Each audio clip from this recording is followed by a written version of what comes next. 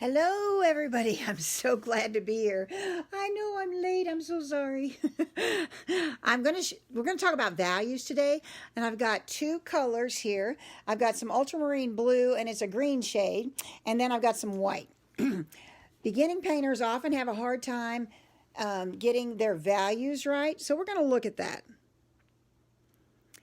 And everything needs to have a minimum of 3 values. Okay, so here's some blue. I'm going to pick up some white. I'm going to add it to the end. I'm not trying to change this whole thing. I'm trying to show you something. Okay. Now I'm going to pick up some more white.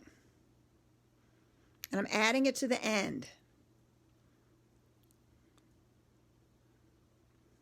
And I'm going to get some more white. And I'm adding it to the end. And I'm going to get some more white. Shocking, I know. And here comes some more white. No matter how much farther off into the sunset I would do that, I would still always have some blue because I'm going to have blue in my brush. But you can see the values. So if you're painting something blue, you need this value and you need this value and you definitely need this value. You need to have, why wouldn't you want this value next to this value? Because there's not enough difference. There is probably enough difference between this one and this one to use that, but there's not enough difference between this one and this one, and there's not enough difference between this one and this one. So you need this one next to that one to actually create some depth and some form. So if you're painting, regardless of what it is, if it looks flat, it's because of this, the values. You don't have enough values in the piece that you're doing.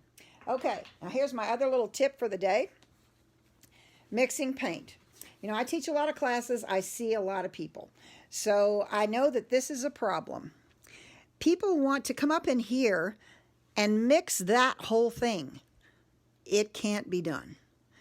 For one thing, if you're painting something 11 by 14, an 8 by 10, a 5 by 7, you don't need this whole big pile of paint, one color. You need small piles. Okay, so I pull it off over here, and then I pick up that white, and then I'm going to mix that. And I might not mix the whole, I'm probably not going to mix this whole thing. I'm going to work in this corner. And then, okay, so if I need more blue, I can bring more blue in. Okay, it's not quite dark enough. I can bring more blue in, okay? And then I can do the same thing like a value by bringing this down here. But you don't need a ton of paint. And another thing that people kind of have problems with is they get so much paint on their brush. Okay, don't be afraid to do this. Pinch wipe it off and pick up some more. Because now you don't have so much that you can't do something with. And I'm just letting the brush go where it wants to go. I'm just playing. Okay, I'm not making anything. I'm not trying.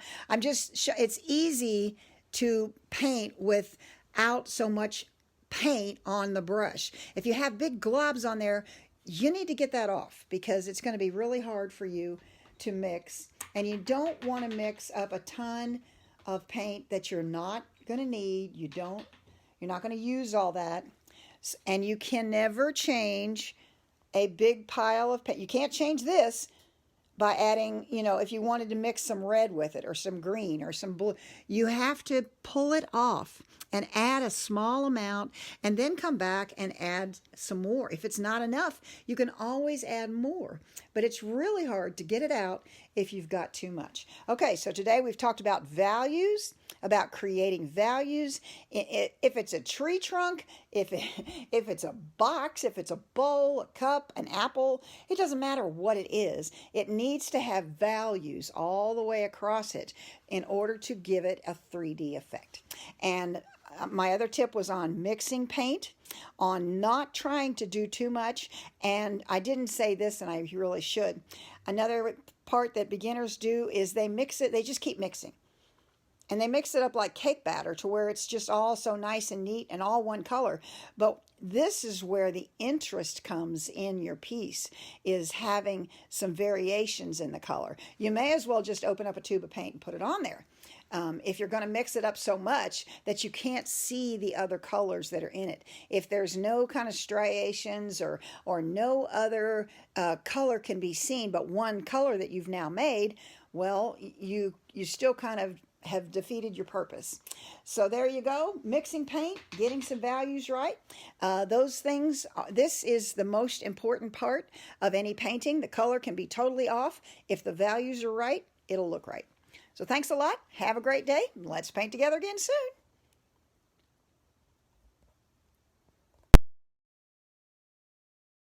soon.